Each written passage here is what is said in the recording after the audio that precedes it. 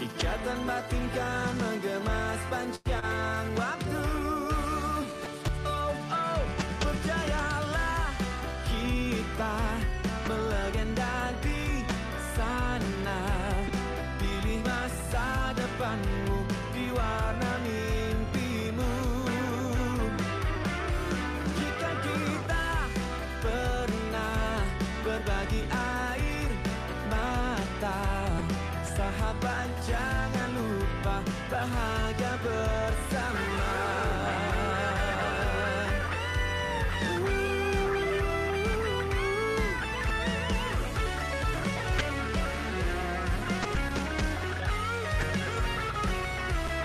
Percayalah kita melegenda di sana.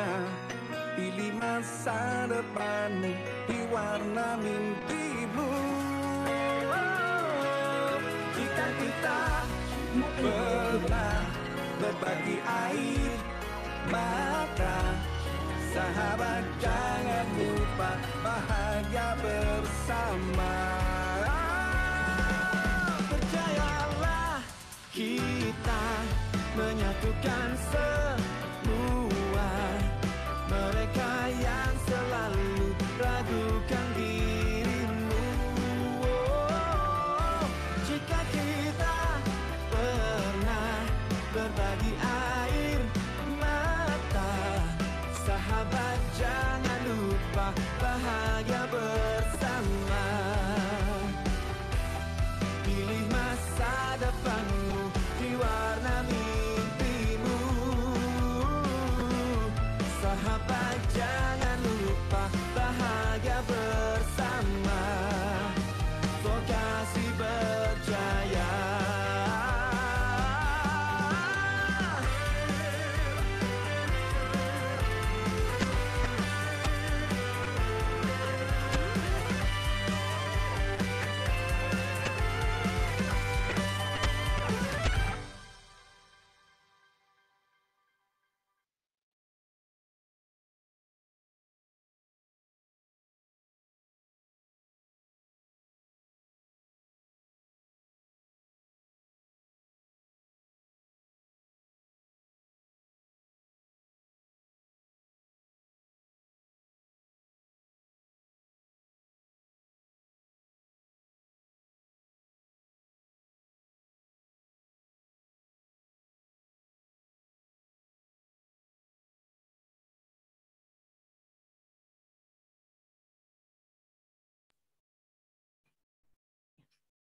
Assalamualaikum warahmatullahi wabarakatuh.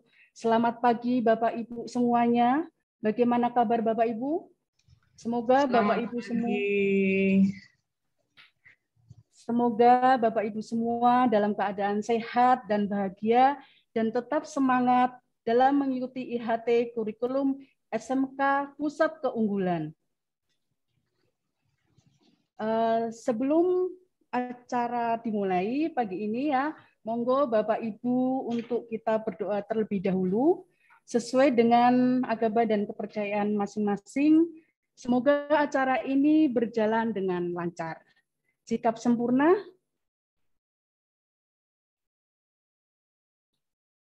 Oke, berdoa dipersilahkan.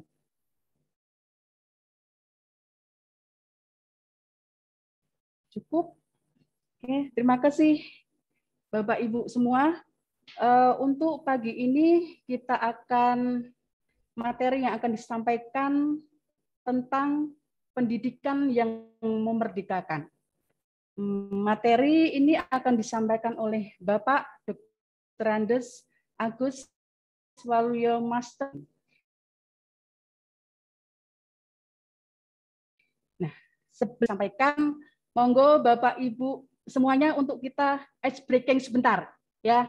Kita berdiri sebentar untuk kita peregangan otot. Ya. Monggo Bapak Ibu semua. Kita peregangan otot sebentar, tangannya ke atas. Ya. Oke. 1 2 3 4 5 6 7 8. Oke, ke depan. 1, 2, 3, 4, 5, 6, 7, 8. Ya. Oke, ke belakang. Ya. 1, 2, 3, 4, 5, 6, 7, 8. Diregangkan, kemudian. Oke. 1, 2, 3, 4, 5, 6, 7, 8. Ganti. 1, 2, 3, 4, 5, 6, 7, 8. Ya, oke. Cukup Bapak Ibu semuanya. Semoga untuk peregangan otot ini bisa paling tidak bermanfaat untuk lebih membuat kita semangat dalam mengikuti IHT ini. Ya, oke, sebelum menuju ke materi, saya hanya ingin menyampaikan sedikit tentang apa itu pendidikan yang memerdekakan. Menurut konsep filosofi dari pendidikan Ki Hajar Dewantara, pendidikan merdeka itu adalah pendidikan yang berdaya upaya dengan sengaja untuk memajukan hidup tumbuhnya budi pekerti, rasa, pikiran, dan roh, dan badan anak dengan jalan pengajaran teladan dan pembiasaan, jangan disertai dengan perintah dan paksaan. Jadi dengan adanya budi pekerti, tiap-tiap manusia berdiri sebagai manusia berpribadi yang dapat memerintah, menguasai diri sendiri. Inilah manusia beradab dan itulah maksud dan tujuan pendidikan dalam garis besarnya. Itu yang disampaikan oleh Bapak Pendidikan kita Ki Hajar Dewantara. Jadi inti dari pendidikan merdeka itu adalah budi pekerti. Baiklah, untuk selanjutnya materi untuk akan disampaikan oleh Bapak Agus Waluyo. Silahkan untuk teman-teman Bapak Ibu guru untuk mendengarkan dengan seksama apa yang akan disampaikan oleh Bapak Agus Waluyo. Oke, monggo Bapak Agus. Baik, terima kasih Bu Rumini. Bismillahirrahmanirrahim. Assalamualaikum warahmatullahi wabarakatuh. Assalamualaikum warahmatullahi wabarakatuh. Selamat pagi dan salam sejahtera untuk kita semua. Sehat semua ya Bapak dan Ibu? Alhamdulillah. Alhamdulillah. Ini berada di dalam masing-masing. Amin. Baik, terima kasih Bapak dan Ibu. Sampai hari ini, jam ini, detik ini, sudah 86 peserta yang sudah bergabung di Zoom kita pada pagi hari ini. Semoga nanti Bapak dan Ibu yang belum bergabung nanti bisa menyusul, karena memang hari ini kita akan memulai nanti kurang lebih sampai kurang lebih 1,5 jam, kurang lebih bisa kurang bisa lebih. Syukur kalau kurang ya Bapak dan Ibu, jadi tidak terlalu lama. Baik Bapak dan Ibu,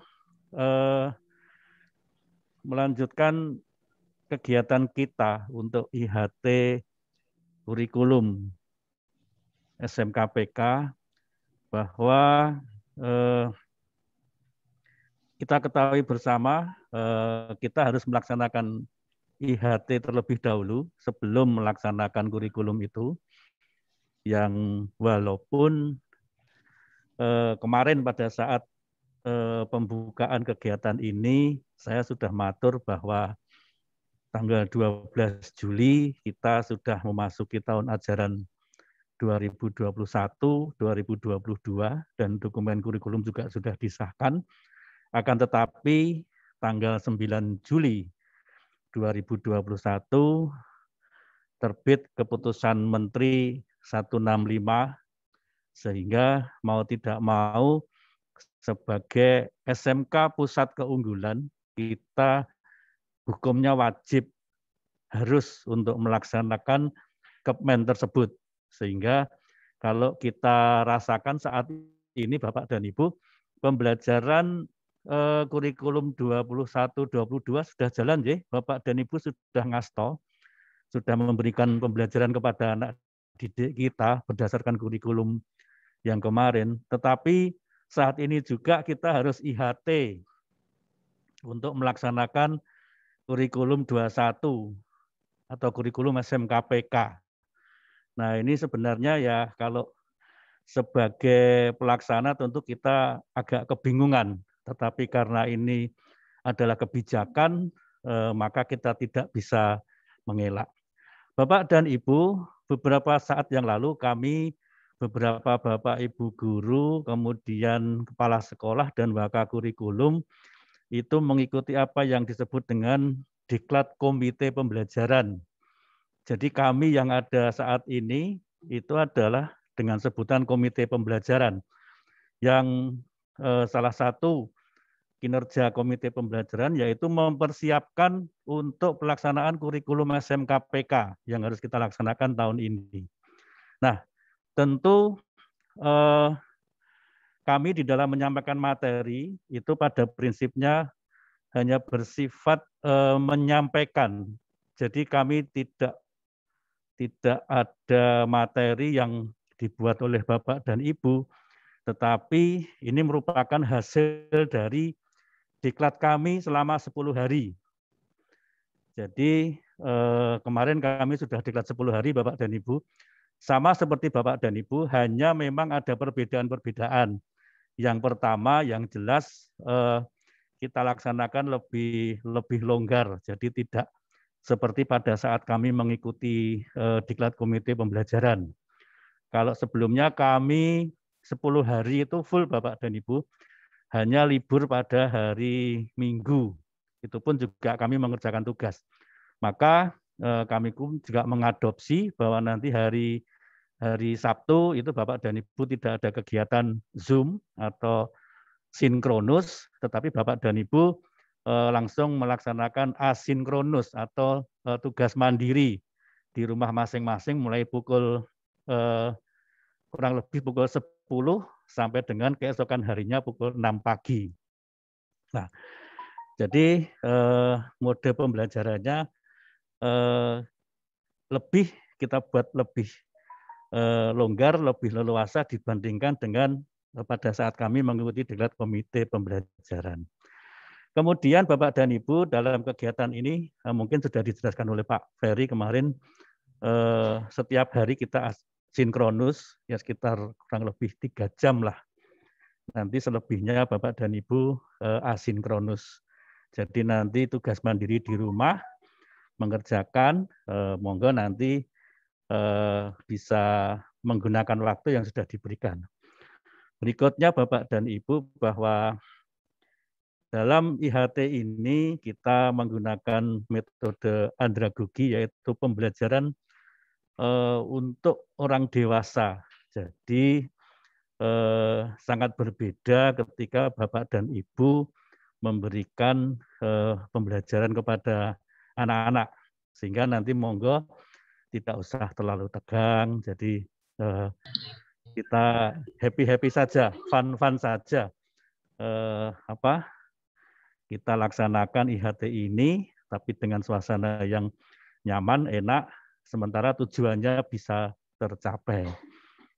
Nah, maka mungkin saya perlu matur bahwa nanti untuk IHT ini paling tidak nanti ada beberapa hal yang bisa kita laksanakan untuk pembelajaran andragogi. Yang pertama, tentu ini orientasinya adalah kepada kebutuhan.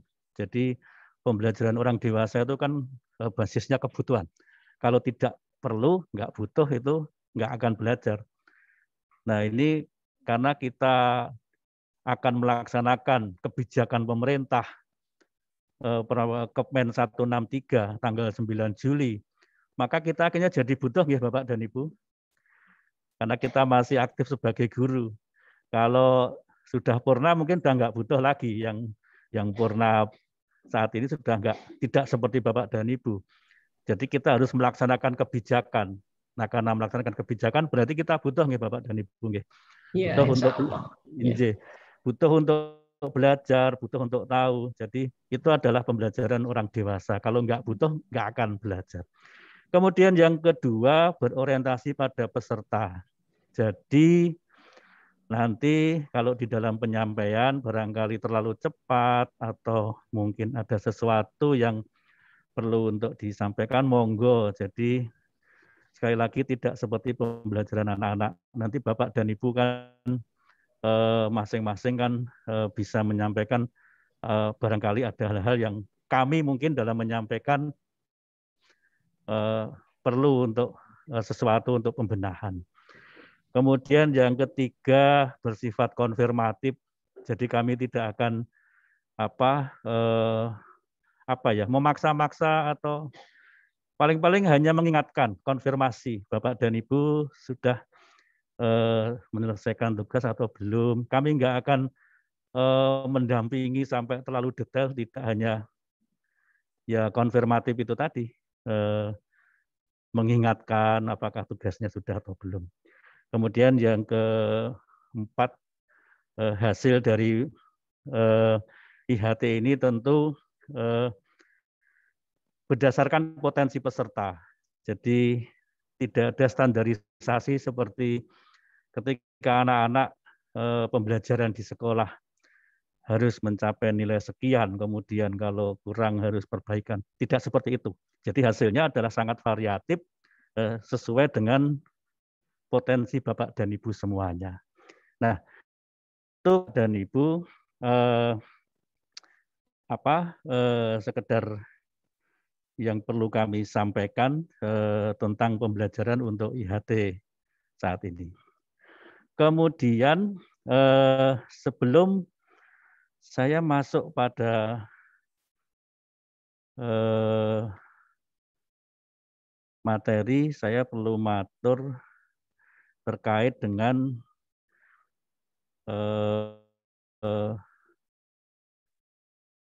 sebentar.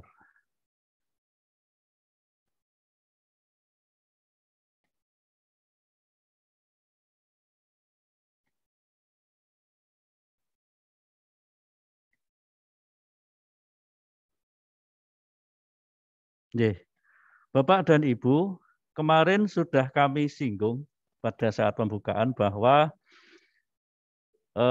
mendasar pada Kemen 165 itu nanti pembelajaran di SMKPK itu ada beberapa hal yang kita harus menyesuaikan. Kemarin saya menyampaikan ada 10 hal ya Bapak dan Ibu. Nah ini 10 hal ini yang akan terjadi perubahan. Mulai dari kerangka dasar, kemudian spektrum, struktur, dan seterusnya sampai pada evaluasi. Nah, saat ini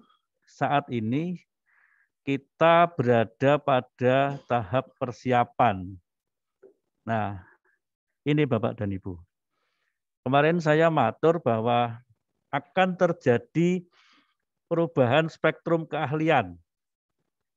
Jadi kalau sebelumnya spektrum keahlian di sekolah kita itu adalah berdasarkan Perdirjen Dikdasmen nomor 6 tahun 2018. Kemudian pada saat ini kita akan melaksanakan spektrum keahlian pada program SMK Pusat Keunggulan. Nah, yang kemarin saya aturkan bahwa pada kurikulum atau spektrum yang lama, sebelumnya ada 9 bidang keahlian. Nah, maka pada spektrum keahlian SMKPK itu menjadi 10 bidang keahlian. Kemudian pada spektrum lama ada 49 program keahlian. Kemudian pada spektrum keahlian SMKPK yang baru ini menjadi 50 program keahlian. Kemudian spektrum yang lama ada 146 kompetensi keahlian.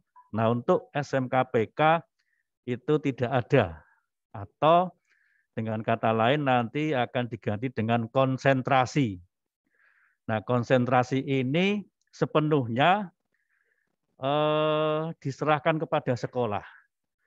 Jadi hari-hari ini sembari pembelajaran kelas 10 kurikulum lama sedang berlangsung, di sekolah kita sedang menyiapkan untuk spektrum keahlian yang baru SMKPK tahun 2001-2022. Sehingga Bapak Ibu kompetensi keahlian, Ketua Kompetensi Keahlian bersama-sama dengan kami itu saat ini sedang banyak diskusi, banyak sharing bagaimana untuk menyiapkan spektrum yang baru untuk siswa kita yang kelas 10. Nah, lalu bagaimana dengan kompetensi yang sudah berjalan saat ini?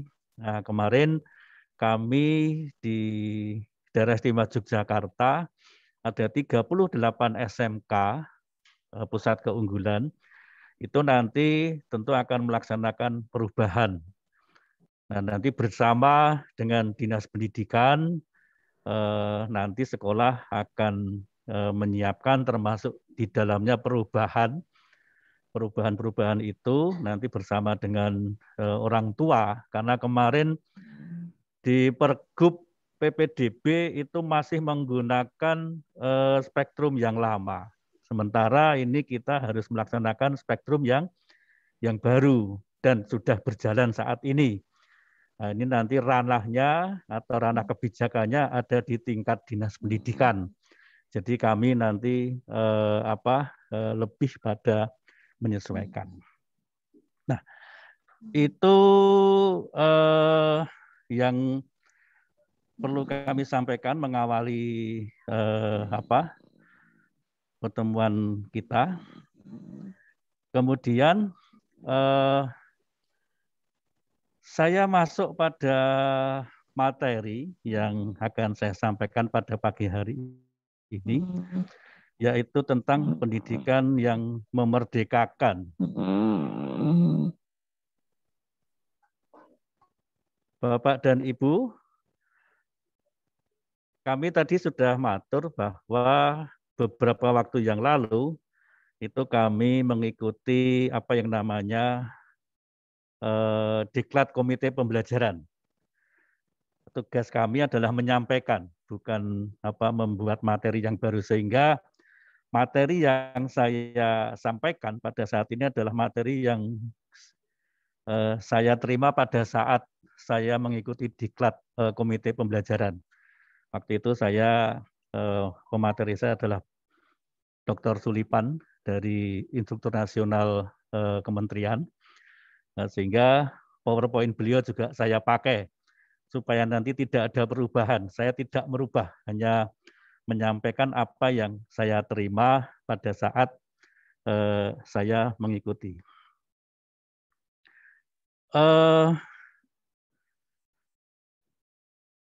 Sebelum mengikuti materi, pada saat saya mengikuti Diklat itu ada beberapa pertanyaan awal seperti ini. Bapak Ibu, apakah akan terus mengikuti kegiatan ini sampai selesai? Apakah yang membuat Bapak Ibu tertarik dengan kegiatan ini dan seterusnya. Nah, untuk yang ini saya kira kita kan bagian dari itu seperti itu. Tadi saya mengaturkan basisnya kebutuhan. Nah, kalau butuh kan pasti akan belajar, tetapi tetap ada semacam konfirmasi. Tadi kan kami matur termasuk berbasis konfirmasi. Baik, saya akan melewati untuk yang awal ini. Nah, Bapak dan Ibu, latar belakang tentang pendidikan yang memerdekakan itu ada 3 hal. Yang pertama, melepaskan diri dari kondisi penjajahan menuju kemerdekaan. Bapak dan Ibu, kalau yang pertama ini kan pada saat kita dulu sebelum merdeka, Bapak dan Ibu, pendidikan itu adalah kekuatan suatu bangsa atau negara. Jadi tanpa pendidikan mustahil suatu negara bisa maju. Nah, yang kita hadapi saat ini tentunya berbeda. Bukan kita menyamakan pada saat itu. Jadi kalau pada saat itu melepaskan diri dari penjajahan menuju kemerdekaan itu memang rohnya di situ. Tetapi kalau pendidikan merdeka yang saat ini adalah bagaimana kita bisa menciptakan suasana pembelajaran yang berpusat kepada anak. Sehingga tadi sudah disinggung sedikit oleh Ibu Rumini berkaitan dengan budi pekerti, kemudian dengan filosofi pendidikan dan sebagainya. Nah, kalau kita perhatikan Bapak dan Ibu, kebijakan pendidikan itu kan semakin lama perubahannya semakin banyak ya Bapak dan Ibu. Kalau kita ingat dulu waktu kita masih sekolah, kita ingat-ingat saja mungkin yang generasi saya sekolah SD-nya mulai tahun 70-an sih, SMP ya sekitar tahun ya antara 70-an 80-an satu. Itu kita merasakan bahwa pendidikan pada saat itu kalau saya merasakan agak menegangkan juga. Kalau pas di kelas tidak memperhatikan, itu seorang guru cara mengingatkannya bisa dengan melempar penghapus. Masih ingat nih Bapak dan Ibu? Atau nggak ada yang mengalami ya? Atau hanya saya saja? Iya, ada Saya yang mengalami, Pak. anjing. Betul sih Bapak dan Ibu, anjing. Kita Dulu satu itu umur. iya, dilempar penghapus, kemudian kalau tidak mengerjakan PR itu pakai apa? Kayak penggaris itu di geger ini ya Bapak dan Ibu, mak black gitu. Ya, itu waktu itu Bapak dan Ibu. Kalau sekarang kayaknya udah nggak ada ya Bapak Ibu ya. Nanti malah jadi jadi masalah. Nah, Iya, santai anaknya. Iya. Jadi kita dulu mengalami pendidikan dengan situasi yang seperti itu.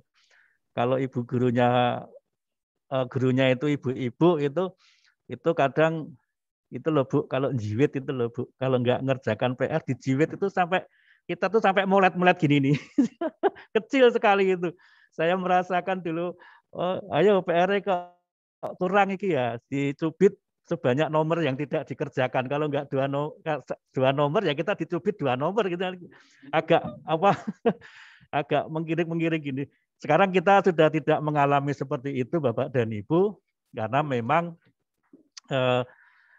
yaitu tadi bahwa basisnya itu adalah kepada anak. Jadi istilah memerdekakan itu tidak sama seperti pada saat kita awal lepas dari penjajahan, tetapi bagaimana lebih mengedepankan anak. Berikutnya, peserta didik memiliki karakter masing-masing yang mungkin berbeda-beda. Nah, Bapak dan Ibu, untuk yang poin kedua ini adalah sangat kompleks sekali. Jadi, Bapak Ibu pada saat ini dituntut untuk mengikuti tingkat kompleksitas peserta didik yang ada di kelas. Sehingga heterogenitas siswa itu lebih kita utamakan.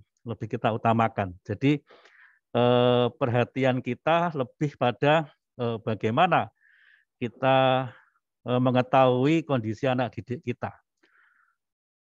Tahun 2019 ya, yang PPDB 2019, itu kita sudah mulai menerima siswa inklusi. Nah, Bapak dan Ibu, pada sekolah kita ini adalah sekolah menengah kejuruan dan umum ya Bapak dan Ibu, bukan sekolah inklusi. Tetapi kebijakan di Permen 21 2017 yang kemarin merubah dari 32 siswa menjadi 36 siswa, itu juga di dalamnya mencakup masalah siswa inklusi. Jadi kita yang sekolah umum sekarang ini sudah harus bisa mengakomodir anak-anak kita yang berkebutuhan khusus. Jadi sudah tidak seperti dulu. Kalau dulu mungkin siswa inklusi atau berkebutuhan khusus itu ada sendiri Bapak dan Ibu tempatnya. Sekarang tidak. Jadi kita sudah melaksanakan pendidikan inklusi. Saat ini kita kalau nggak salah di Sija itu ada, sekarang kalau nggak salah anaknya kelas 3 ya. Ada Bapak dan Ibu yang dari Sija. Yang kelas 3 ya sekarang ya, kalau nggak salah. Naik kelas 3 kalau sekarang. Sija berapa? Sija ya Bu ya, betul ya? Iya, Sija, iya. Ada Ya. Sija B kelas 12. Nah, itu betul. Jadi di Dan Sija kelas 11 juga Sija B. ya, ya. Itu. Sekarang kita wajib untuk memperhatikan perbedaan di masing-masing siswa kita. Sehingga ketika Bapak dan Ibu sedang ngastol di kelas, itu jangan lupa siswanya juga diperhatikan. Saya pernah diskusi sama Bu Ambar waktu ngajar pertama, nggak sadar ya Bu Ambar ya, kalau di Sija itu ada siswa yang inklusi, apa itu tunarungu. Jadi ngajarnya seperti kita ngajar anak-anak yang sehat semuanya. Ya, nggak taunya setelah beberapa saat baru sadar, baru tahu, oh ternyata di kelas ini ada siswa yang berkebutuhan khusus, ya. Waktu ngobrol-ngobrol itu, iya. Jadi kita harus memperhatikan itu, Bapak. Sekarang ini dalam rangka untuk pembelajaran yang memerdekakan ini, kalau saya menganggap ini apa ya, tugas mulia. Kalau beban ya beban sih. Tetapi kita terima karena kita sudah berjanji untuk menjadi seorang pendidik, ya itu kita laksanakan. Jadi ini adalah tugas mulia kita untuk bagaimana melaksanakan pembelajaran dengan sistem yang memerdekakan. Kemudian yang berikutnya, Bapak dan Ibu, masing-masing peserta didik membutuhkan metode dan media pembelajaran yang mungkin berbeda. Nah, yang ketiga ini masih berkaitan erat dengan yang kedua tadi. Jadi memiliki karakter yang berbeda. Tentu nanti di dalam metodenya, kemudian di dalam pembelajarannya itu juga akan mengalami perbedaan. Nah, ini juga harus mungkin anak-anak yang biasa kita bisa menggunakan metode ceramah atau menggunakan presentasi dengan menggunakan media pembelajaran, menggunakan alat, menggunakan LCD. Tetapi untuk anak-anak kita yang mohon maaf yang tunarungu, ya ini akan berbeda karena dia hanya bisa melihat, tidak bisa mendengar, sehingga ada metode yang harus kita terapkan.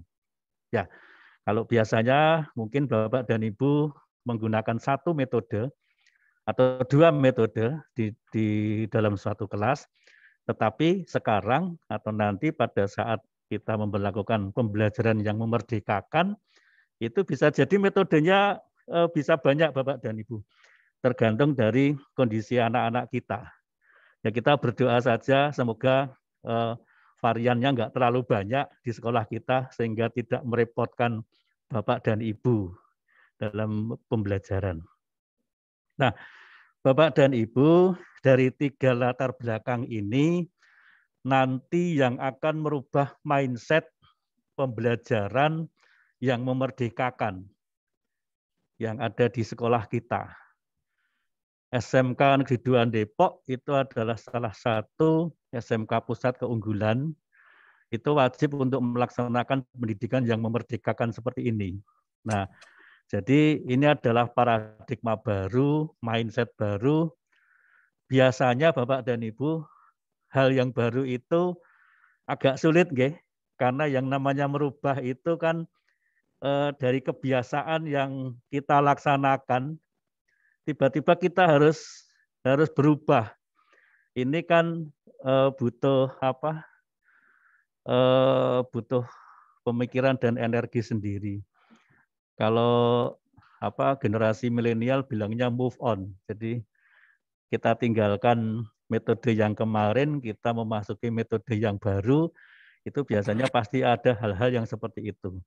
Tetapi inilah fakta yang harus kita laksanakan, dan memang sesungguhnya perkembangan dunia pendidikan di negara kita itu memang dari masa ke masa itu selalu mengalami perubahan. Tadi saya mencontohkan, saya matur ketika saya masih SD dulu, itu Pak Guru dan Bu Gurunya itu kelihatan serem gitu. Jadi Kalau sudah di kelas ya mesti fokus. Sekarang nggak seperti itu. Jadi harus dibuat bagaimana kelas itu nyaman, kemudian kondusif, siswa tidak merasa tegang, tidak merasa takut. Jadi orientasinya lebih pada siswa dan insya Allah sebenarnya metode atau konsep seperti ini sebelum ada paradigma pendidikan yang memerdekakan sudah kita laksanakan ya Bapak dan Ibu. Di SMK 2 Depok juga tidak pernah ada Bapak dan Ibu guru yang mengajar dengan cara-cara yang kemarin siswanya dibuat supaya tegang kemudian serius, kayaknya enggak juga. Saya lihat Bapak dan Ibu ketika melaksanakan pembelajaran juga sudah menyesuaikan. Dan selama saya menjadi kepala di SMK 2 Depok juga belum ada permasalahan tentang pembelajaran antara Bapak Ibu guru dengan para siswa. Ini indikator yang sudah kelihatan bahwa sebenarnya kita sudah melaksanakan, tetapi pada saat ini lebih ditekankan kembali dengan merubah mindset pendidikan yang memerdekakan. Baik, saya lanjutkan Bapak dan Ibu. Nah, pemerintah mendasarkan permasalahan tentang pendidikan yang memerdekakan itu dari dua hal. Yang pertama, apakah pendidikan sekarang ini sudah mampu menumbuh kembangkan peserta didik sesuai minat, bakat, dan potensinya. Bapak dan Ibu, tentu permasalahan ini adalah permasalahan makro, permasalahan yang sangat luas. Artinya bahwa kacamata Kementerian Pendidikan itu adalah bagaimana memandang pendidikan itu secara keseluruhan. Kita sebagai seorang pendidik dan mengajar tentu insya Allah sangat paham bahwa kondisi sekolah, kondisi lingkungan, kondisi masyarakat itu kalau kita amati secara makro pasti akan terkelompok. Artinya ada sekolah yang memang benar-benar memiliki permasalahan. Mungkin inputnya kurang baik, kemudian minatnya anak untuk sekolah itu kurang, didukung dengan sarana prasarana di sekolah yang barangkali masih harus dibenahi. Tetapi itu akan berbeda dengan sekolah yang inputannya sangat baik, kemudian SDM-nya juga sudah mampu memiliki kompetensi yang baik, sarana prasarananya juga sudah mendukung. Nah, tentu perbedaan-perbedaan ini akan terbagi menjadi beberapa kelompok, sehingga ini menjadi sebuah permasalahan secara makro yang dalam hal ini kementerian itu memandang pada poin yang pertama tadi. Nah, tentu dengan permasalahan ini kita harus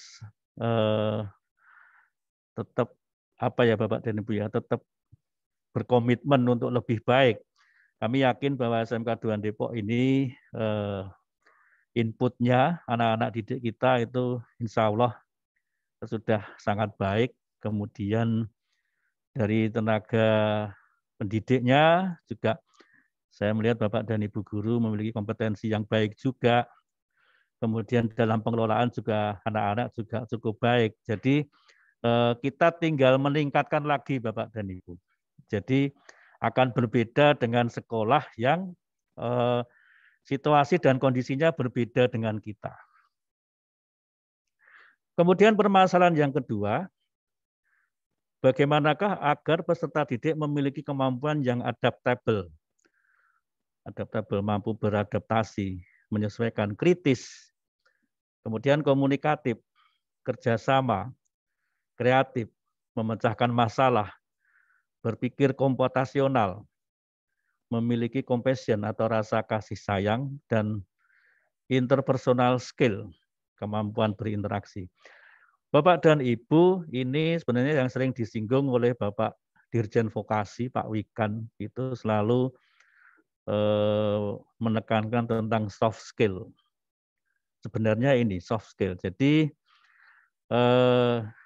anak-anak kita ini masih perlu peningkatan di soft skill-nya. Artinya ketika mereka harus menyesuaikan, itu harus lebih baik. Kemudian berpikir kritis, artinya mampu menyampaikan saran pendapat. Komunikatif ini termasuk di dalamnya ketika nanti harus menyampaikan sesuatu, mempresentasikan sesuatu, itu harus kita lebih tekankan lagi.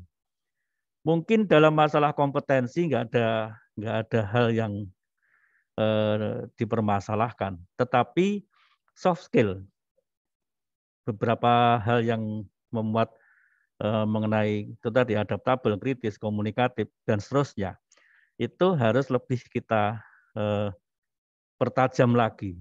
Sehingga di kurikulum SMKPK dengan pendidikan yang memerdekakan tadi, itu tetap tidak melepas dari apa yang namanya soft skill.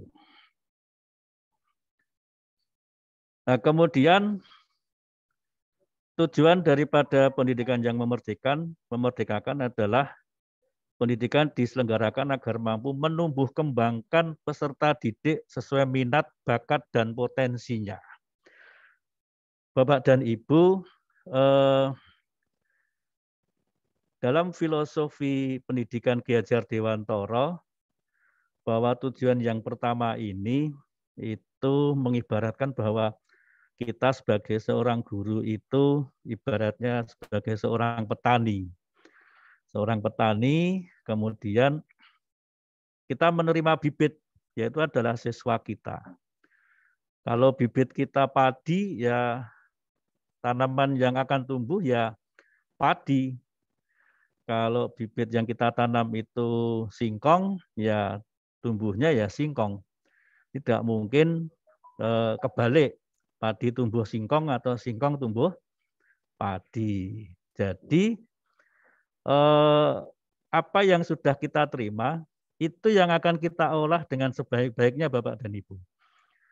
Kalau ibaratnya kita menerima bibit padi, ya bagaimana kita menanam padi itu menjadi padi yang sangat subur, padi yang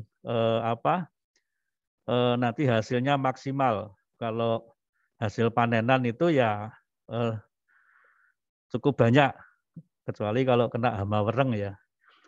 Nah, ibaratnya itu. Kalau kita dapat tanaman singkong, ya bagaimana kita menanam singkong itu menjadi singkong yang nanti umbinya itu cukup besar-besar dan baik. Jadi tidak singkong yang kayak kurang air atau bahkan sulit. Nah, jadi itu Bapak dan Ibu. Jadi kita tidak mungkin merubah apa yang ada pada diri anak itu sesuai dengan apa yang kita mau. Jadi ya kita yang harus menyesuaikan potensi apa yang ada di anak itu, bakatnya, potensinya.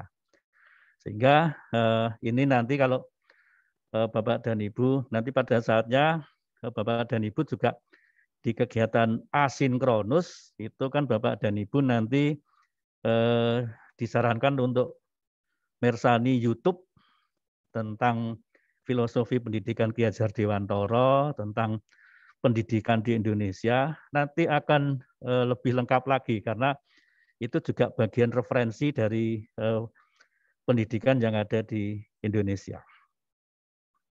Kemudian yang kedua, Bapak dan Ibu, pembelajaran diarahkan agar peserta didik memiliki kemampuan teknis dan soft skill yang adaptable, kritis, komunikatif, kerjasama, kreatif, memecahkan masalah, berpikir komputasional, memiliki jiwa compassion, dan interpersonal skill. Jadi ini merupakan jawaban yang ada pada permasalahan tadi. Nah, tentu ini perlu untuk bisa dipahami oleh kita semua, Bapak dan Ibu, agar nanti kurikulum SMKPK yang akan kita laksanakan di tahun 2021, 2022 itu bisa sesuai harapan dari pemerintah. Berikutnya Bapak dan Ibu, ini terkait dengan kajian teori hakikat pendidikan. Saya kira saya tidak perlu banyak matur karena Bapak dan Ibu juga sebagian besar adalah guru-guru yang sudah senior. Kalau bicara teori pendidikan saya kira sudah sudah cukup banyak. Jadi cukup mungkin kita mengulang kembali tentang teori-teori pendidikan yang mungkin saat ini sudah sering banyak kita lakukan. Ada pendidikan adalah seluruh daya upaya yang dikerahkan secara terpadu untuk tujuan memerdekakan aspek lahir batin manusia dan seterusnya. Jadi ini cukup untuk mengingatkan saja ya Bapak dan Ibu, tidak perlu saya ulas karena kami yakin Bapak dan Ibu dan nanti materi juga akan kita sampaikan. Jadi Bapak dan Ibu bisa mengulang kembali. Nah ini yang perlu kita refresh kembali Bapak dan Ibu. Jadi semboyan pendidikan yang ini merupakan filosofi pendidikan kita. Ki Hajar Dewantara itu beliau memunculkan filosofi pendidikan ada 3. Itu ing ngarsa sung tulodo, ing madya mangun karsa, tutwuri handayani. Ini adalah konsep pendidikan Ki Hajar Dewantara. Dan ini saya juga yakin Bapak dan Ibu pasti memahami hal ini. Hanya mungkin perlu untuk diingatkan kembali. Jadi mengingatkan kembali itu tidak apa-apa Bapak dan Ibu. Kalau masalah personya kan saya yakin jelas perso. Jelas tahu karena ini sudah terbiasa sejak kita kecil dulu, sudah sering mendengarkan dan beberapa saat ketika kita mungkin kuliah kemudian jadi guru itu juga tidak jauh dari filosofi ini. Kemudian metode Among ini juga dari filosofi Ki Hajar Dewantara yaitu keteladanan itu pasti teladan memberi contoh. Pembiasaan itu Bapak Ibu guru bersama dengan anak didik itu pembiasaan juga, kemudian pengajaran itu aktivitas. Nah ini yang merah ini Bapak dan Ibu perintah, paksaan, dan hukuman. Bapak dan Ibu ini terjemahannya adalah reward and punishment. Jadi sekalipun di dalam pendidikan yang memerdekakan, reward dan punishment itu tetap berlaku. Sehingga tidak kemudian ketika kita memperhatikan atau berpusat kepada anak, reward punishment-nya hilang. Itu tidak. Jadi tetap berlaku. Hanya memang bentuknya beda ya Bapak dan Ibu. Jadi beda sekali dengan tadi kalau saya matur dulu kalau pelajaran di kelas baru nulis sedikit atau kelihatan ngomong dengan temannya sedikit, itu sudah dilempar penghapus. Nah sekarang kan enggak seperti itu.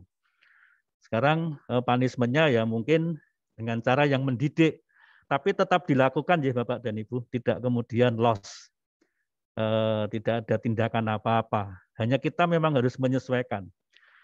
Kemudian ada paksaan. Paksaan ini adalah bagaimana kita mengkondisikan dengan smooth, dengan tidak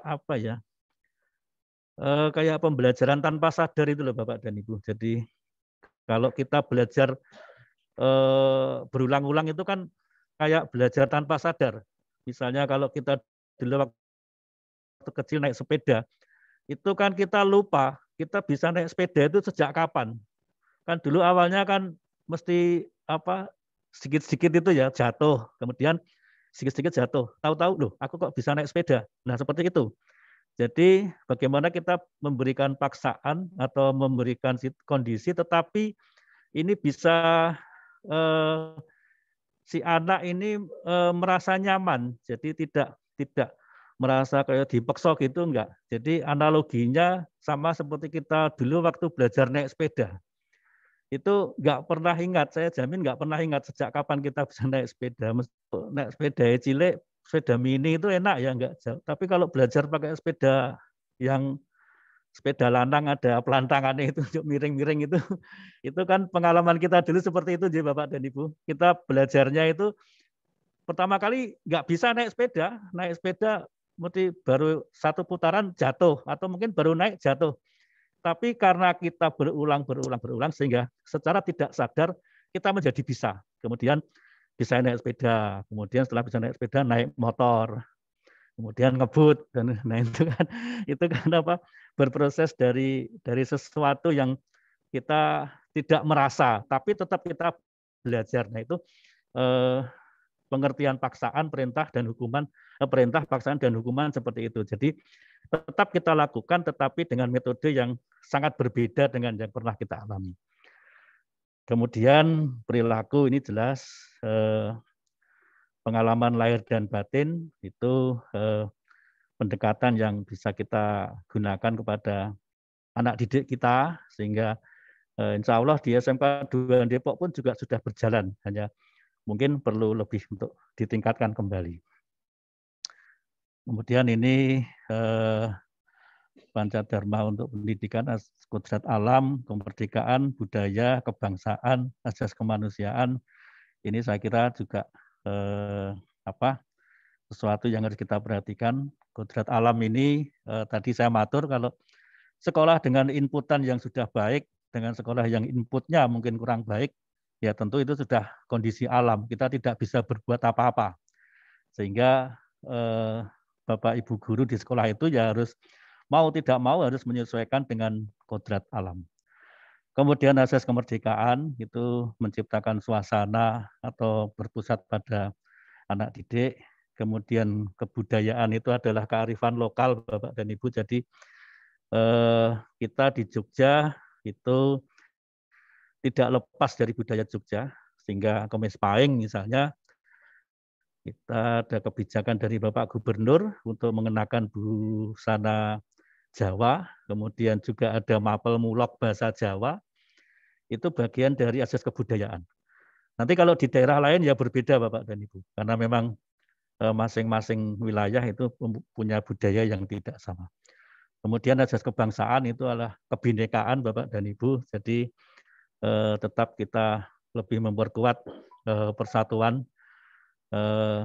dengan asas Bhinneka Tunggal Ika yang kita miliki itu cukup luar biasa, menyatukan menyatukan berbagai suku, berbagai wilayah, berbagai kekayaan daerah berbeda-beda, tetapi kita tetap satu, Indonesia. Berikutnya asas kemanusiaan Bapak dan Ibu ini juga tidak lepas dari bagaimana kita nanti melaksanakan pendidikan yang memerdekakan. Jadi memandang siswa itu adalah sebagai manusia yang harus dimanusiakan. Dan saya yakin di SMK 2 Depok juga sudah jalan. Tapi ini tetap harus selalu kita tekankan, kita upayakan sehingga tetap apa yang menjadi dasar-dasar pendidikan itu tetap bisa lebih baik di sekolah kita.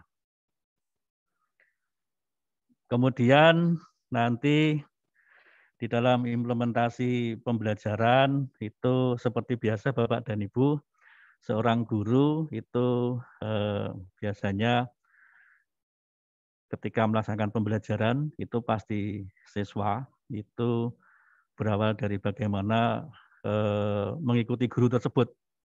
Termasuk dalam pembelajaran daring juga demikian Bapak dan Ibu.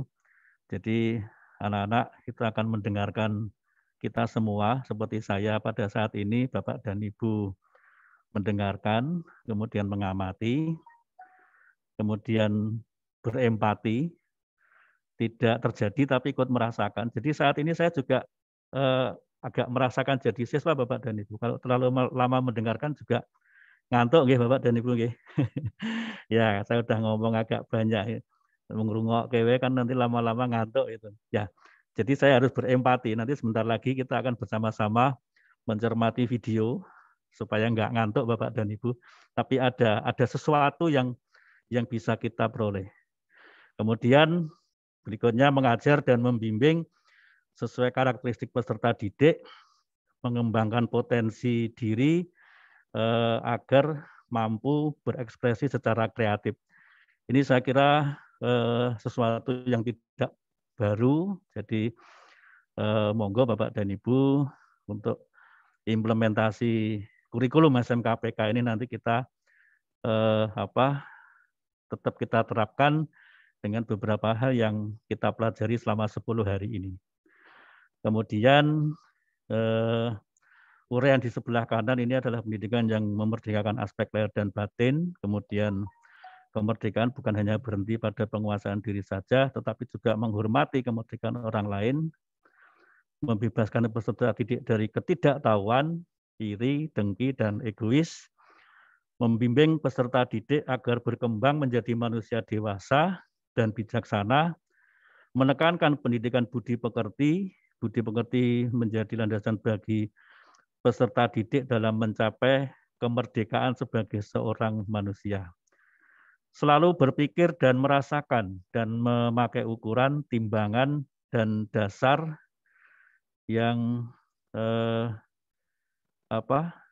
sesuai dengan perkataan dan tindakan.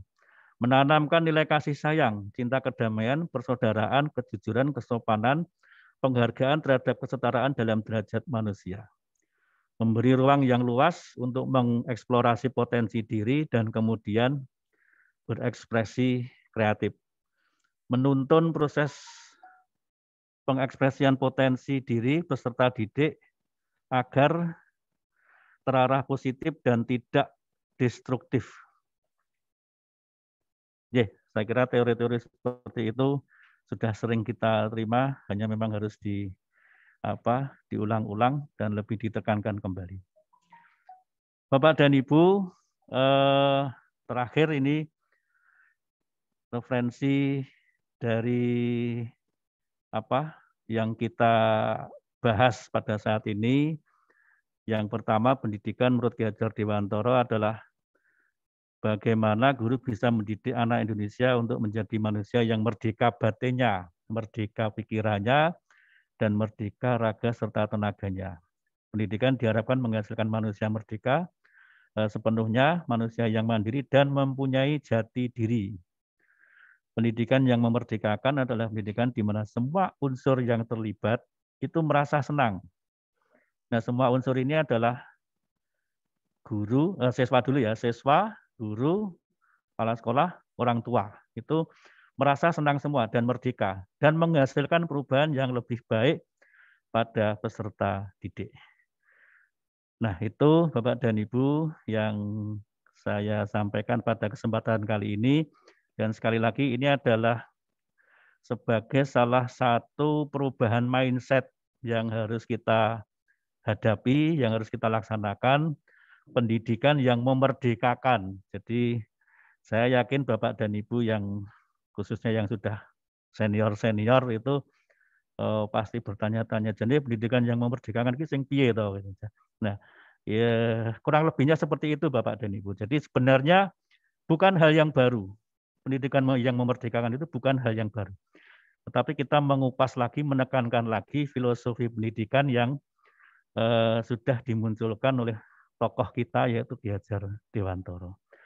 Baik Bapak dan Ibu, itu yang kami sampaikan. Mari perubahan mindset ini sedikit demi sedikit kita pahami ya Bapak dan Ibu. Kita harus berubah Bapak dan Ibu. Karena tidak bisa kita tidak berubah. Kalau nggak berubah nanti kita ketinggalan kereta. Pemerintah punya kebijakan A, kita B. Ini kan nggak nyambung. Jadi kalau pemerintah A ya kita harus A. Nah karena harus ada perubahan ya mindset-nya dirubah juga.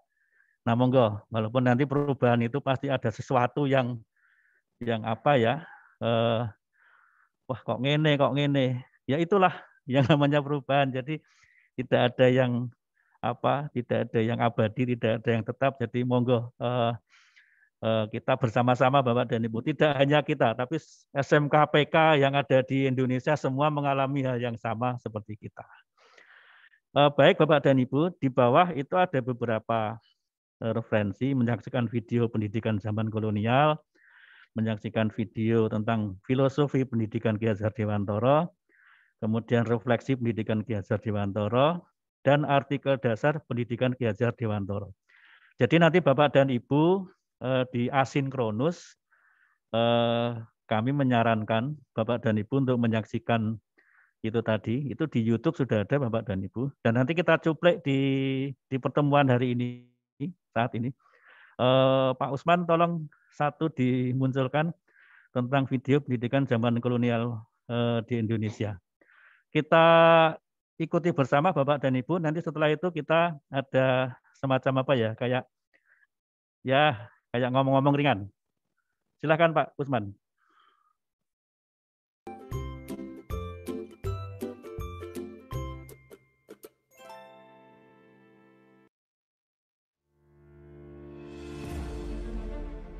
Salam dan bahagia, Bapak Ibu calon guru penggerak. Video ini akan menggambarkan tentang pendidikan zaman kolonial, sekaligus menjadi pengantar bagi Anda untuk berefleksi kembali perjalanan pendidikan Indonesia dari zaman kolonial hingga saat ini.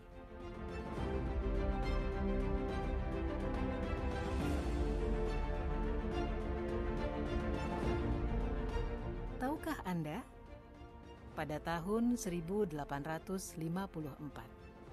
beberapa bupati menginisiasi pendirian sekolah-sekolah kabupaten, tetapi hanya untuk mendidik calon-calon pegawai.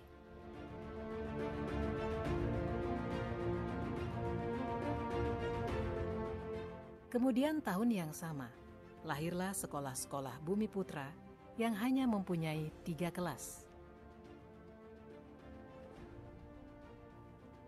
Rakyat hanya diberikan pengajaran membaca, menulis, dan berhitung seperlunya, dan hanya mendidik orang-orang pembantu dalam mendukung usaha dagang mereka.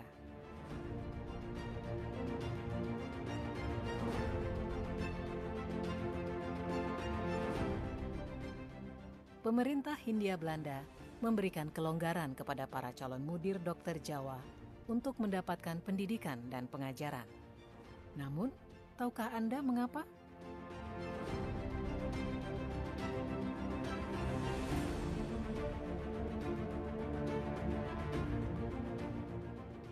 Pada tahun 1920, lahirlah cita-cita baru yang mengimpikan perubahan radikal dalam pendidikan dan pengajaran.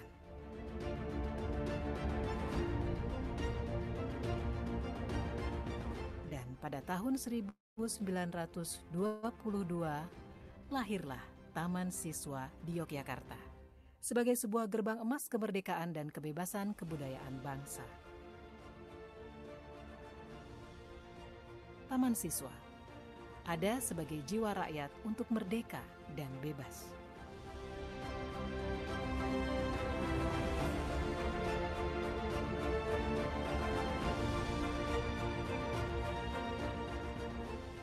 Lalu, apakah kita sudah merdeka?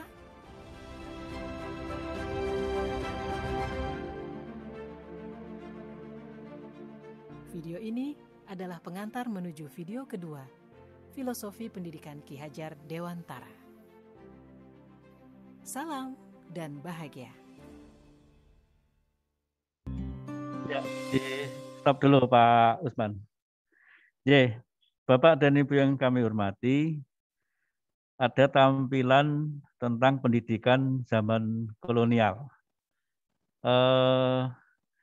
Apa yang Bapak Ibu tangkap dari tayangan tadi, mungkin ada yang bisa menyampaikan? Ada sukarelawan, monggo, barangkali ada.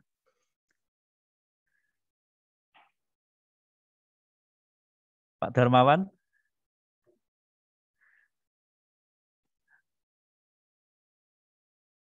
Atau Bapak Ibu yang lain? Dari tayangan video tadi, apa yang bisa kita, ada pesan apa yang bisa kita tangkap?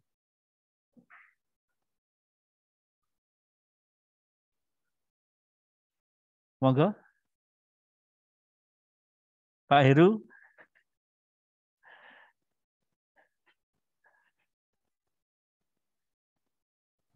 Dengan Dika, monggo Pak Heru.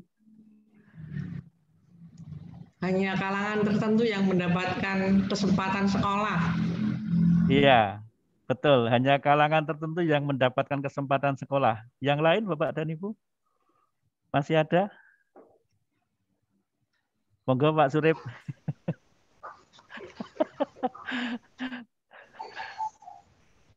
Saya kira Pak, tujuannya itu sangat simpel sekali. Ya. Cuman membaca, menulis. Ya. Nah, untuk yang lainnya saya kira pada waktu itu belum muncul. Sebabnya apa Pak? Kok hanya membaca, menulis, dan menghitung? Pasti ada sebabnya. Karena memang ya pendidikan awal.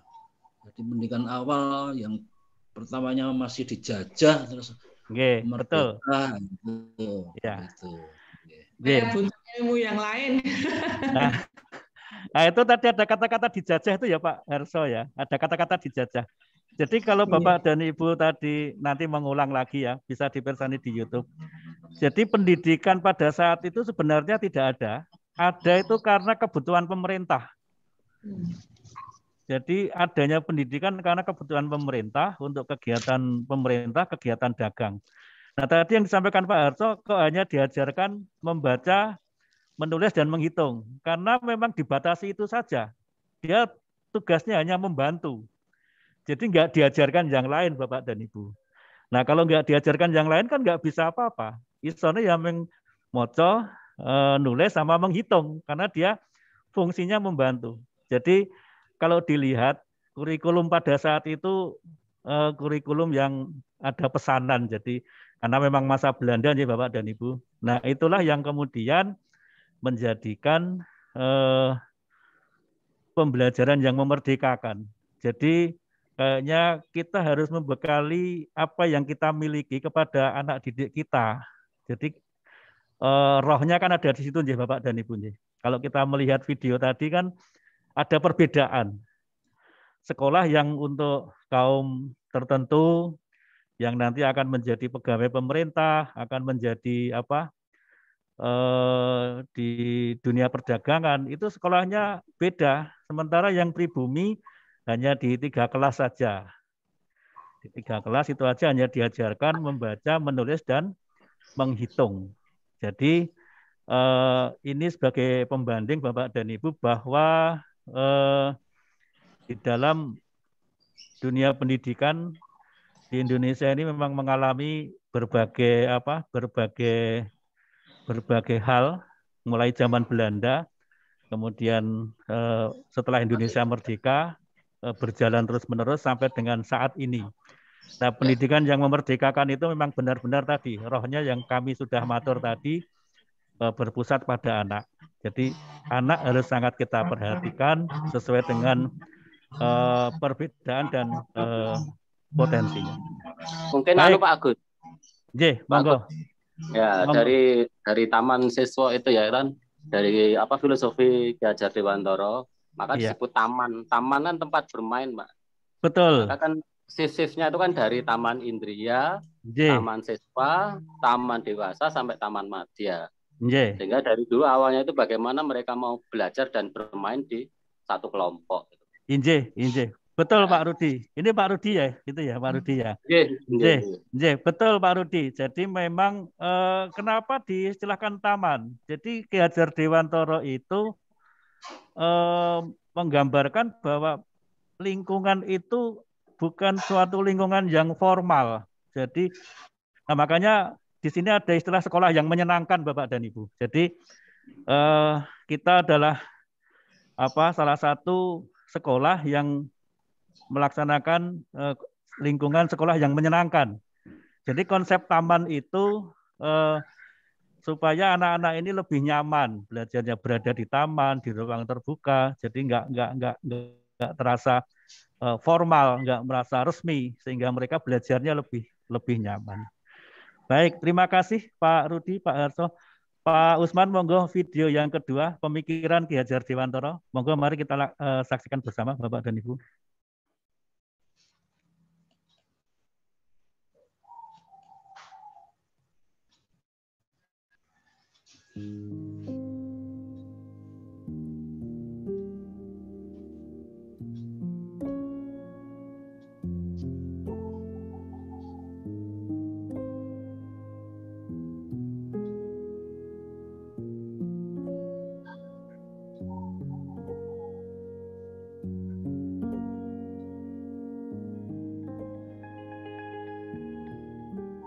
Pemikiran Ki Hajar Dewantara dan Kebijakan Merdeka Belajar, episode 1.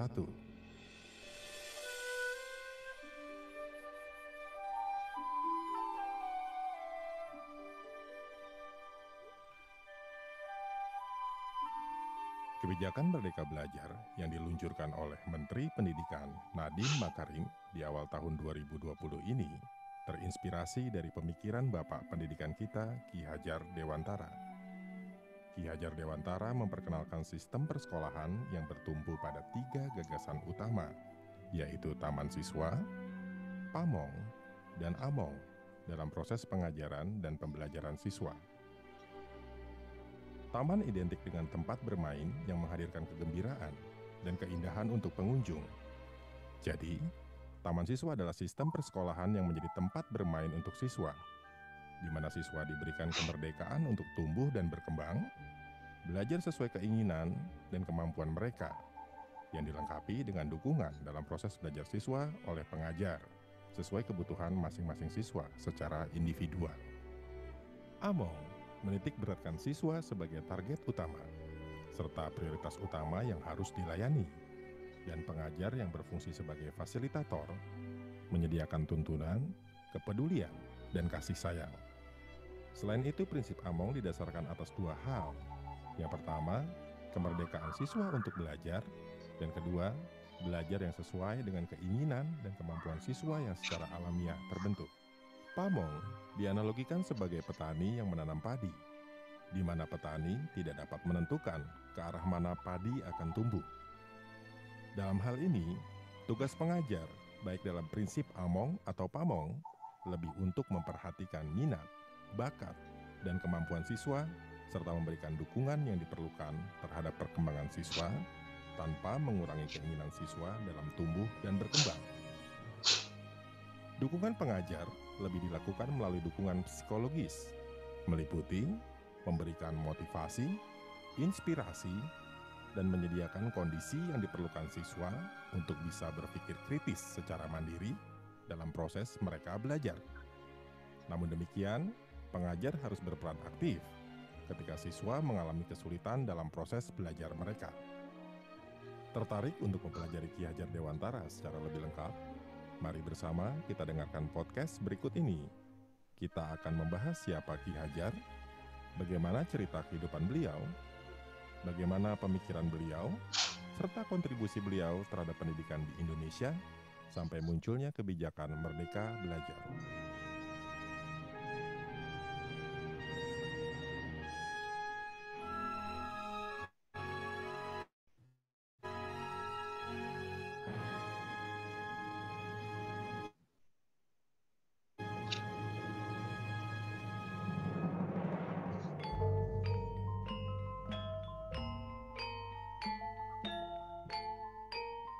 Ki Hajar Dewantara mempunyai nama asli Raden Mas Suryadi Suryaningrat. Beliau lahir pada tanggal 2 Mei 1889.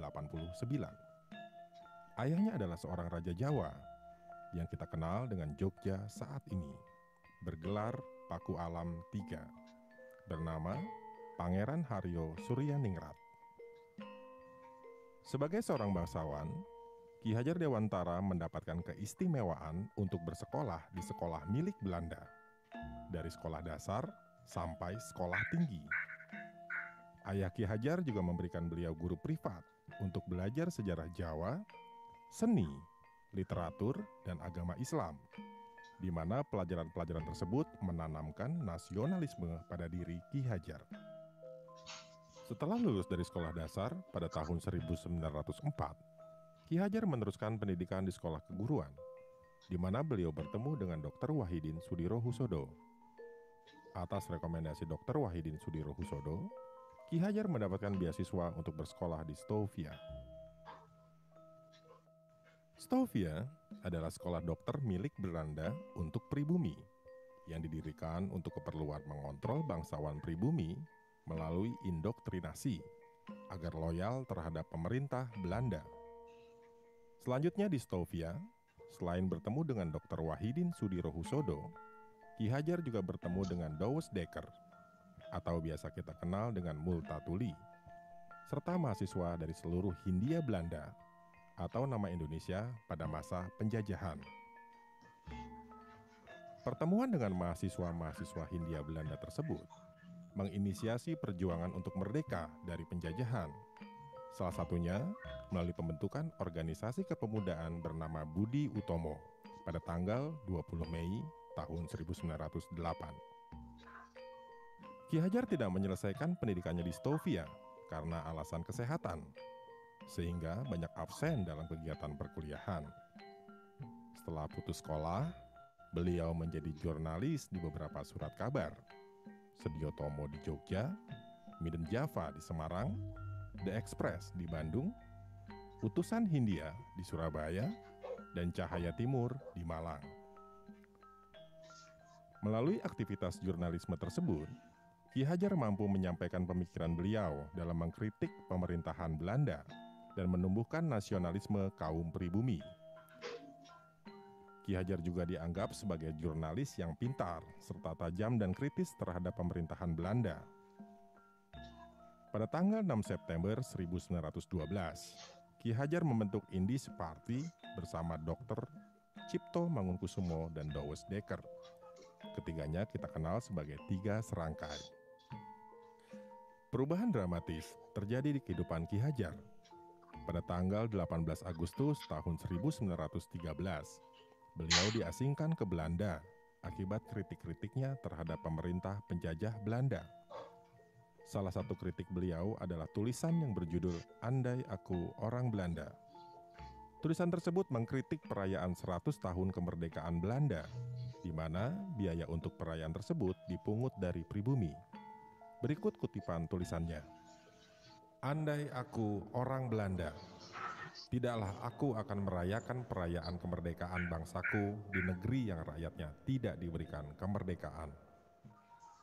Andai aku orang Belanda, pada saat ini juga aku memprotes hajat mengadakan perayaan itu. Tetapi aku bukan seorang Belanda. Aku hanyalah seorang putra dari negeri ini, seorang pribumi di negeri jajahan Belanda ini. Karena itu, aku tidak akan protes. Sebagai inlander, aku wajib ikut merayakan hari kemerdekaan Nederland, yakni negeri tuan-tuan kita.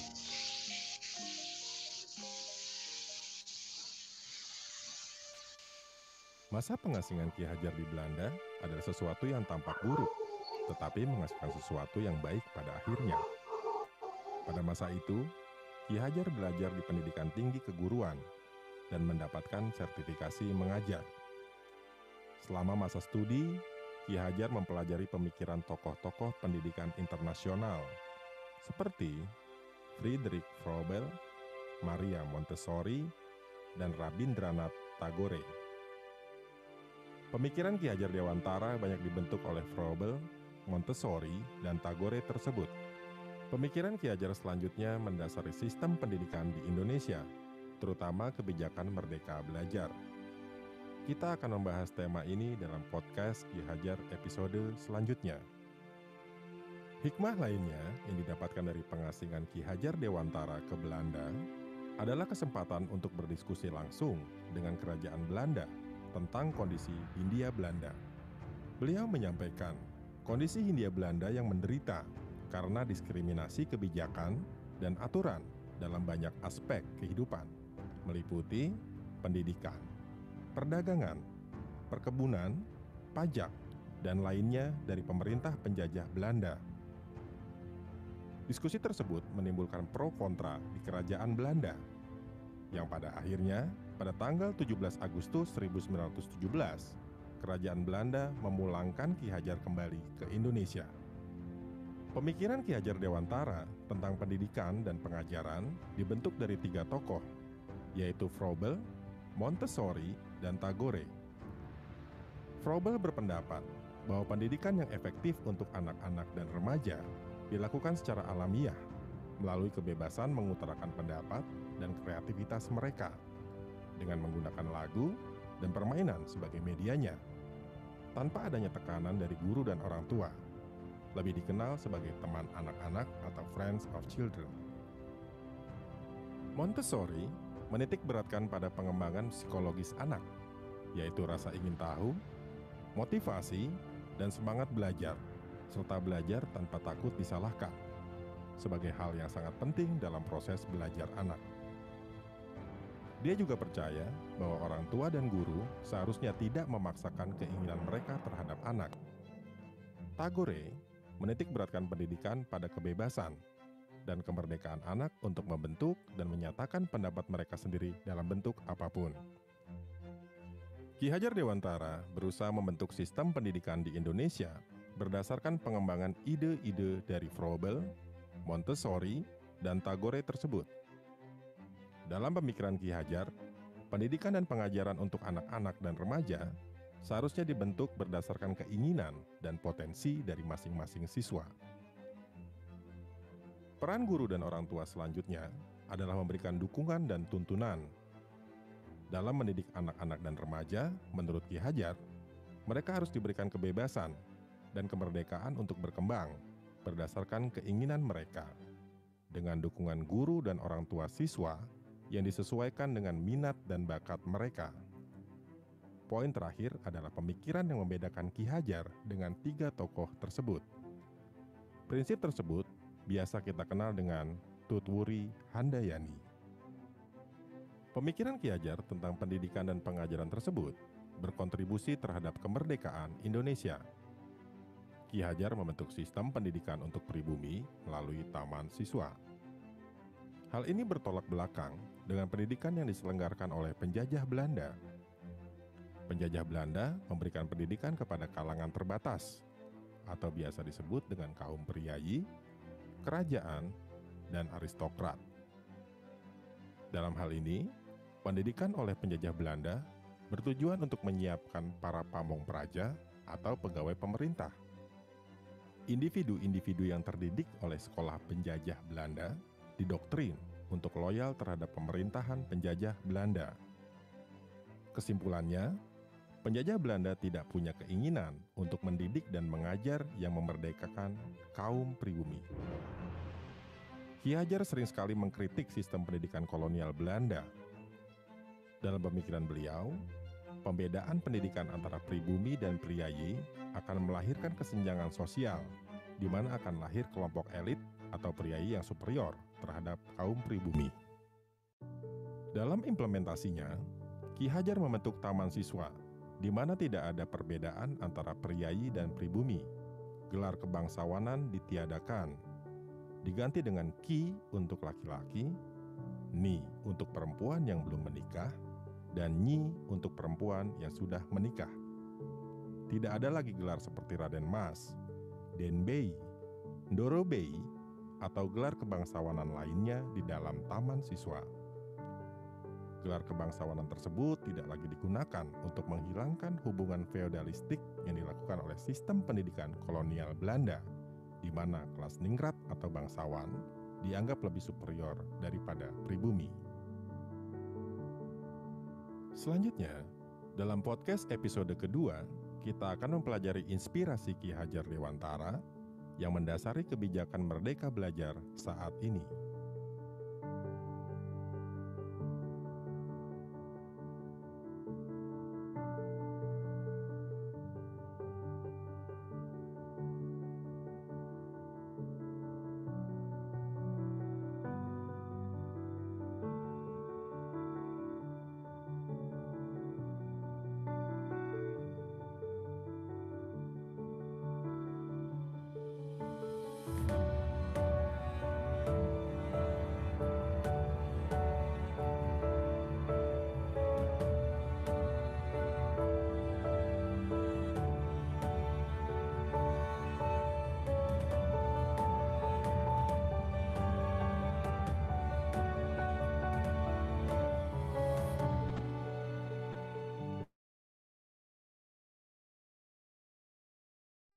Bapak dan Ibu yang kami hormati,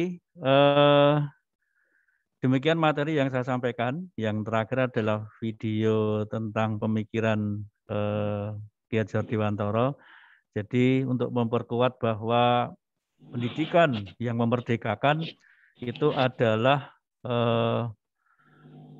filosofi pendidikan yang sudah ada di negara kita. Jadi bukan sesuatu yang baru dan pendidikan yang memerdekakan sifatnya adalah lebih menguatkan lagi filosofi pendidikan yang kita anut selama ini, sehingga kebijakan dari Kementerian Pendidikan untuk kurikulum SMKPK itu adalah kita mulai menerapkan pendidikan yang memerdekakan. Saya kira demikian Bapak dan Ibu, dan sekali lagi saya mohon maaf apabila di dalam menyampaikan materi ini banyak hal yang kurang atau bahkan salah. Sekali lagi saya mohon dimaafkan. Dan sekarang waktu masih pukul 10:24. Barangkali nanti ada sesuatu dari tim teknis untuk disampaikan kepada Bapak dan Ibu. Masih ada waktu 5 menit dan nanti berharap pukul 10:30 bisa diakhiri karena memang pembelajaran kita berakhir sampai dengan pukul 10:30. Demikian yang bisa kami sampaikan. Waktu saya kembalikan pada Bu Rumini. Terima kasih. Mohon maaf ya Bapak dan Ibu kalau ada salahnya. Sama-sama Pak, terima kasih. Matur nuwun. Assalamualaikum warahmatullahi wabarakatuh. Waalaikumsalam warahmatullahi wabarakatuh. Bapak Ibu, demikian materi yang sudah disampaikan oleh Pak Agus Waluyo. Saya yakin materi pendidikan yang memerdekakan ini adalah materi yang sangat menarik, dan kita bisa ambil satu kesimpulan bahwa pendidikan yang memerdekakan itu berpusat pada siswa, bagaimana kita membuat pada saat kita melakukan pembelajaran itu membuat siswa kita itu merasa nyaman, merasa senang, dan bisa menyerap apa yang diberikan oleh Bapak Ibu semuanya. Gitu. Demikian untuk materi pagi ini. Mudah-mudahan Bapak Ibu tetap semangat, mudah-mudahan Bapak Ibu tetap sehat selalu, dan untuk teman-teman yang mungkin masih sakit atau masih kurang sehat, semoga diberikan kesembuhan dan semangat, tetap semangat untuk semangat sehat. Amin, amin, amin, amin. Terima kasih. Amin, amin, amin, amin, ya Rabbal Alamin. Amin. Baiklah Bapak Ibu, untuk selanjutnya nanti ke LMS ya. Ya, nanti ke LMS. Jadi nanti silahkan Bapak Ibu berkoordinasi dengan teman-teman pendamping, ya. Dan untuk kita tutup dulu ya. Saya ini agak grogi nih, saya ada di hadapan Bapak Ibu semuanya yang guru-guru yang hebat kayak gini, jadinya saya lumayan pendinginan turun ini. Pendinginan. Oh, pendinginan dulu ya Pak Darmawan ya. Oke. Turun ini pendinginan loh. Wah, orang ketemu langsung kok grogi loh. Apalagi kalau ketemu sama Pak Darmawan. Kenang bunyi ya mau tak kene Pak Kepala. Ya. Mau jawab ya Pak Dargi? Nggih, mau jawab udah ini. Iya. Lucu ya. Ya, selamat pagi. Ini kita jangan ditutup neng LMS, ayo. Iya. Ya Pak Edi. Wah, semangat banget ya Pak Edi. Selamat pagi. Iya, selamat pagi. Ya, baiklah. Oke, nanti ice breaking-nya sendiri-sendiri ya Bapak Ibu, peregangan ototnya sendiri-sendiri. Semoga tetap sehat selalu. Ya, itu yang terpenting buat kita semuanya, dan tetap semangat. Terima kasih. Baiklah, amin. Pertemuan pagi hari ini kita tutup. Sabar Pak, nggih, sabar. Sabar ya Pak. Jadi baiklah, untuk pertemuan pada pagi hari ini monggo kita tutup dengan berdoa sesuai dengan agama dan kepercayaan masing-masing. Semoga kita tetap selalu semangat dan tetap diberikan kesehatan. Oke, sikap sempurna. Baiklah, berdoa dipersilahkan. Amin, amin. Selamat. Oke, selamat siang untuk semuanya. Terima kasih, Bapak Ibu. Terima kasih ya. Semangat ya. Salam bahagia.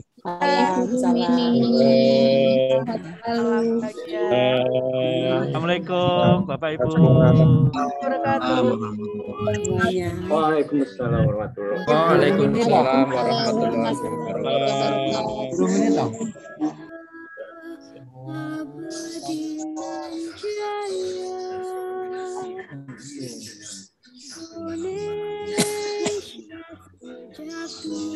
Sambung ya Pak tadi. Burung memperkenalkan diri. Burung. Ya. Nganu neng LMS isih no kursus e. Burung ini. Karena buka iso ya Pak Edi. Enggak isih no kursus e. Una aku wis 50% kok piye. Weh, apa? Ya wis aku tak melu. Ya karo ngrungokke karo nggarapno ya. Buka jam 10 net lagi buka. Nganu kursus kok enggak bisa dibuka kok. Kuwi kuotane entek nang kuwi ora ketok e. Awane Jan sekali jalan ya semuanya selesai. Yo ditutup sik pating celebung. Kuotan entek di sekolah Pak Edi. Ning sekolah. Oh, ngecer itu tak tuku ngecer. Dileki sekolahane ora ning omah wae. Yo. Ngecer. Padha karo murid iki.